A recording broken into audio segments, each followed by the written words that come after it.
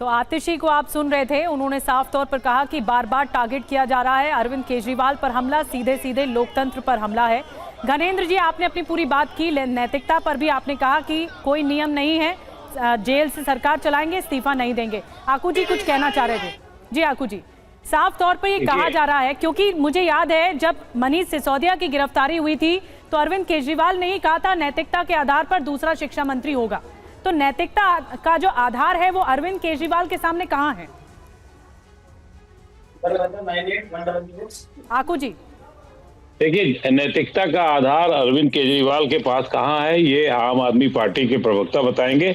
इसमें मेरे बताने का कोई मतलब नहीं है, क्योंकि मैं वैसे भी मैं किसी भी पक्ष में नहीं रहने वाला हूँ। जो सच होगा, जो बात होगी, अगर इसमें इन्होंने जो भी आम आदमी के प्रवक्ता हैं, पता नहीं कौन है ये, इनसे ये जानना चाहिए इनको कि जो मैंने कहा है उसमें एक सेंटेंस, एक वाक्य ऐसा तो बता दें।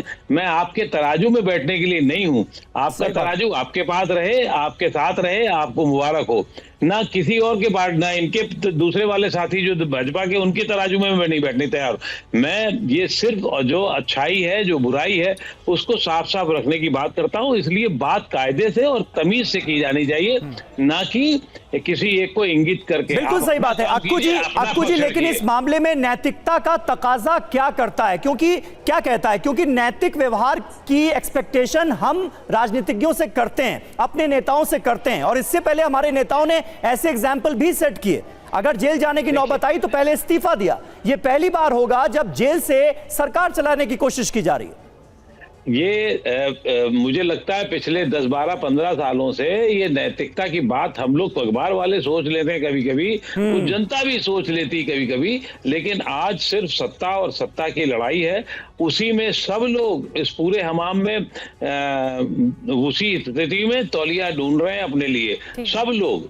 तो वो जो तौलिया ढूंढने की प्रक्रिया है, अपनी गलती हम नहीं झांकना चाहते, अपनी कमियां हम नहीं देखना चाहते, जनता के लिए करने की कोशिश की जाए, चाहे कोई भी पक्ष हो। मेरा ये मानना है कि इसमें जितनी आप, और ये हम नहीं कर सकते, ये इनको अपने लेवल पे करना होगा, एक दूसरे के खिलाफ आरोप ना लगा के, बल्कि अपनी स्थिति साफ करके। और अब तो ईडी की इस प्रक्रिया में, आप उस प्रक्रिया में है जहां आपको साबित करना पड़ेगा कि आप साफ हैं। ये बहुत सामान्य सा है, और ये सबके लिए होना चाहिए। ये आम आदमी पार्टी के लिए नहीं, भारतीय जनता पार्टी के लिए भी होना चाहिए, ये कांग्रेस के लिए भी होना चाहिए।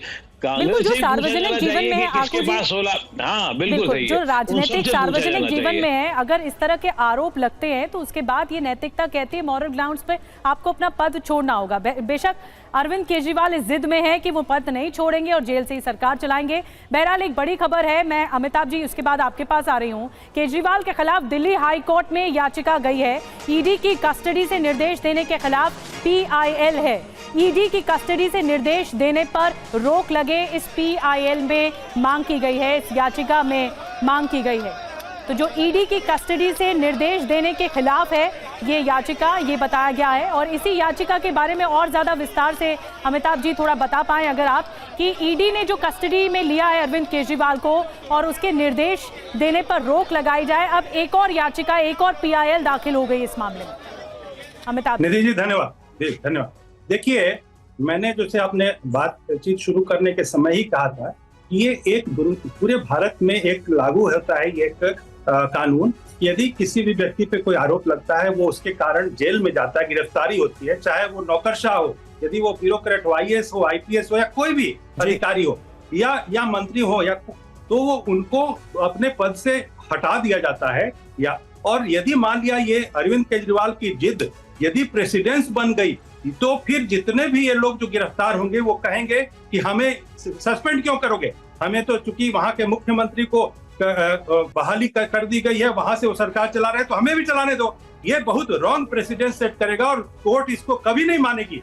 इसीलिए मैं कहना चाहता हूं कि ये जो बेवकूफाना हरकत है आप पार्टी की, इससे वो बाज आए और वो भरोसा करें। आम आदमी पार्टी में मैं कहना चाहता हूं कि चाहे सौरभ भारद्वाज हो, आतिशी मार लेना हो, यदि इन पे आरोप लग गया, भगवान न करे, तो उनके ऊपर उनको भी दूध की मक्खी की तरह अरविंद केजरीवाल ठीक है अमिताभ जी मैं आता हूं आपके पास। देखिए ये जो PIL दायर हुई है इस पर पीयूष पांडे मैं आपसे जानना चाहूंगा किस आधार पर यह PIL दायर की गई है, क्योंकि हम लगातार देख रहे हैं ईडी की कस्टडी से अरविंद केजरीवाल लगातार निर्देश पर निर्देश अपने मंत्रियों को दे रहे हैं, इसलिए आपसे इसका सबब जानना चाहेंगे। लेकिन उससे पहले दिल्ली विधानसभा की तस्वीरें, अंदर की तस्वीरें इस वक्त हमारे पास आ रही।